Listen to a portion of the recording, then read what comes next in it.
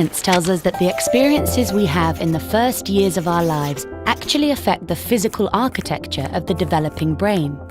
This means that brains aren't just born, they're also built over time based on our experiences. Just as a house needs a sturdy foundation to support the walls and roof, a brain needs a good base to support all future development. Positive interactions between young children and their caregivers literally build the architecture of the developing brain. Building a sturdy foundation in the earliest years provides a good base for a lifetime of good mental function and better overall health. So just how is a solid brain foundation built and maintained in a developing child? One way is through what brain experts call serve and return interactions. Imagine a tennis match between a caregiver and a child, but instead of hitting a ball back and forth across a net, various forms of communication pass between the two, from eye contact to touch, from singing to simple games like peekaboo. These interactions, repeated throughout a young person's developing years, are the bricks that build a healthy foundation for all future development. But another kind of childhood experience shapes brain development too, and that's stress. Good kinds of stress, like meeting new people or studying for a test, are healthy for development because they prepare kids to cope with future challenges. Another kind of stress, called toxic stress, is bad for brain development.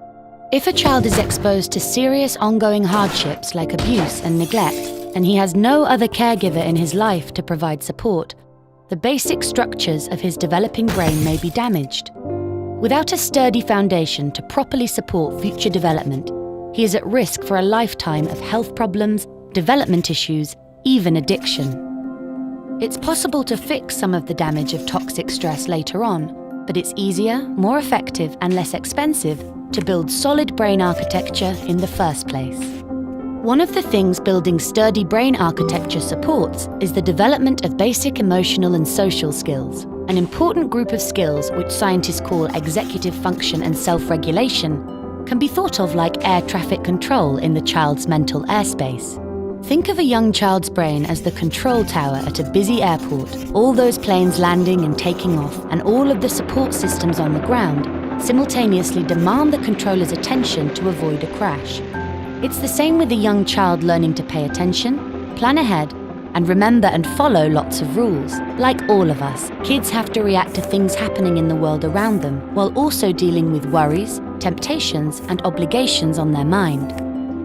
As these demands for attention pile up, air traffic control helps a child regulate the flow of information, prioritize tasks, and above all, find ways to manage stress and avoid mental collisions along the way. Having this ability is a necessity for positive and level mental health.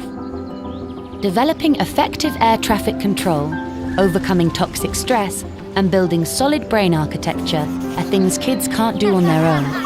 And since strong societies are made up of healthy, contributing individuals, it's up to us as a community to make sure all young people have the kinds of nurturing experiences they need for positive development.